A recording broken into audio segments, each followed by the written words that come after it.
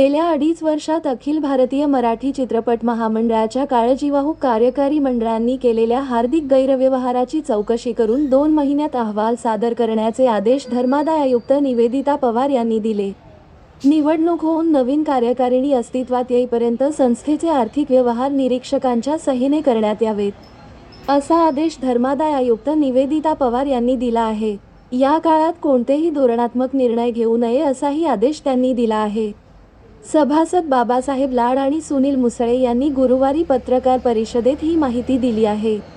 ते म्हणाले, महामंडळाच्या कार्यकारिणीची मुदत 5 मे 2019 रोजी संपल्यानंतर घटनेत तरतूद नसलेल्या व बेकायदेशीर, काळजीवाहू कार्यकारी मंडळांनी मनमानी कारभार केला आहे.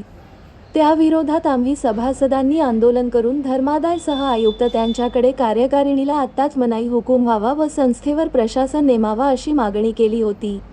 त्यानुसार ही कारवाई करण्यात आली असून 2 महिन्यात चौकशी अहवाल देण्याचे आदेश देण्यात आले आहेत. मुदत संपलेल्या कार्यकारिणीवर पुढील घेण्यात आलेले आहेत. सावंतवाडी व छत्रपती संभाजीनगर शाखेतील अनुक्रमे 50,000 व 1,34,000 रुपये कुठे गेले? पुणे फेस्टिवलसाठी 1,25,000चा निधी कसा दिला गेला? निर्माते शंकर भेंडेकर यांना 5 लाख रुपये कसे दिले? न्यायालयीन खर्च व वकिलांच्या पिढीसाठी 5 लाख रुपयांचा हिशोब द्यावा. कोरोना मदत खर्च व ताळेबंदचे स्वतंत्र खाते नाही. मुदत संपल्यानंतर अध्यक्षांना 1.5 लाख प्रवास खर्चास कशी मंजुरी दिली गेली?